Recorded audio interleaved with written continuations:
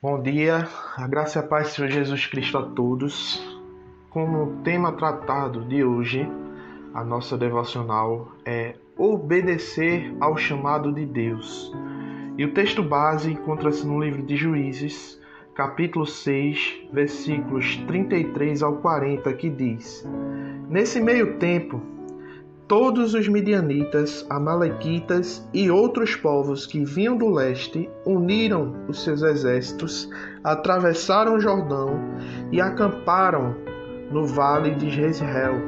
Então o Espírito do Senhor apoderou-se de Gideão, e ele, com o toque de trombeta, convocou os abiezritas para segui-lo. Enviou mensageiro a todo o Manassés, chamando as armas, e também a Asser, a Zebulon e a Naftali, que também subiram ao seu encontro. E Gideão disse a Deus: Quero saber se vais libertar Israel por meu intermédio, como prometestes. Vê, colocarei uma porção de lã na eira. Se o orvalho molhar apenas a lã e todo o chão estiver seco, sabereis que tu libertarás Israel por meu intermédio, como prometestes. E assim aconteceu. Gideão levantou-se logo cedo, no dia seguinte, torceu a lã e encheu uma tigela de água do orvalho. Disse ainda Gideão a Deus: Não se acenda a tua ira contra mim. Deixe-me fazer só mais um pedido. Permita-me fazer mais um teste com a lã. Desta vez vais fazer ficar seca a lã e o chão coberto de orvalho. E Deus assim fez naquela noite. Somente a lã estava seca, o chão todo estava coberto de orvalho. Então nós vemos aqui que antes da grande peleja inicial de Gideão, está escrito que o Espírito do Senhor revestia ele e assim convocava com a trombeta. Ele convoca com a trombeta todo Israel para irem de encontro aos midianitas e os amalequitas. E os filhos do Oriente que se ajuntaram e passaram e acamparam no vale de Jezreel. Foi nesse momento da convocação, do revestimento do Espírito Santo antes da partida de Gideão, em 2 noites anteriores. Ele faz seus testes um a um e ambos são respondidos para ele maravilhosamente. Essa incrível história desse juiz e libertador vai ocupar os capítulos de 6 a 9 do livro de Juízes. Vimos a pecaminosidade em Israel quando Gideão foi chamado, conforme os versículos 1 a 10. O seu chamado para ser libertador, conforme os versículos 11 a 32. E já começamos também a ver a dificuldade de Gideão em crer na promessa de Deus, que vai dos versículos 33 ao 40 e ao capítulo 7, 18, versículo 18. Então, quanto de nós, amados, temos dificuldades de crer nas promessas de Deus? Muitas vezes fazemos como Gideão. Queremos algo para comprovar nosso chamado. Mas será que isso é realmente necessário? Amados, em todas as vezes que tentamos provar a Deus, Ele sempre responde para que Ele seja glorificado. Eu falo muito sobre dízimos e ofertas na igreja. Tem uma passagem muito conhecida, quando Deus fala para fazer prova dele. Malaquias 3, versículo 10, quando o Senhor diz: Trazei todos os dízimos à casa do Senhor, à casa do tesouro, para que haja mantimento na minha casa. E depois fazei prova de mim nisto, diz o Senhor dos Exércitos: se eu não vos abrir as janelas do céu e não derramar sobre vós uma bênção tal, até que não haja lugar suficiente para recolheres. Amados, muitas vezes nós nos achamos pequenos diante da presença de Deus. e nos achamos pequenos também diante da presença de outras pessoas. É normal que venham a dúvida sobre nós, sobre o nosso chamado. Gideão também, ele se sentia assim. Gideão, ele disse que não podia fazer o que o Senhor estava falando por conta do seu chamado, porque pertencia à menor tribo de Israel e a sua família era a menor da tribo e ele era o menor da sua casa. Em outras palavras, Gideão era o menor dos menores aos seus próprios olhos.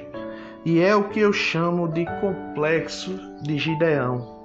Acontece quando olhamos para a obra de Deus e sentimos que só outras pessoas podem fazê-la bem, que Deus vai levantar pessoas e mudar a história de famílias, de cidades, estados e nações. Mas já achamos muitas vezes que isso nunca vai acontecer através de nós, de nossas vidas.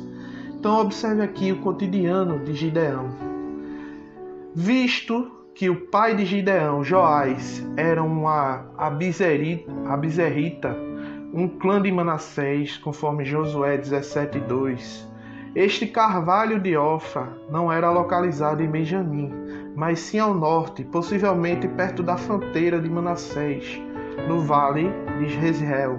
O fato de Gideão debulhar o trigo em um lagar mostra tanto seu medo de ser descoberto pelos midianitas quanto o tamanho de sua colheita, que era pequena.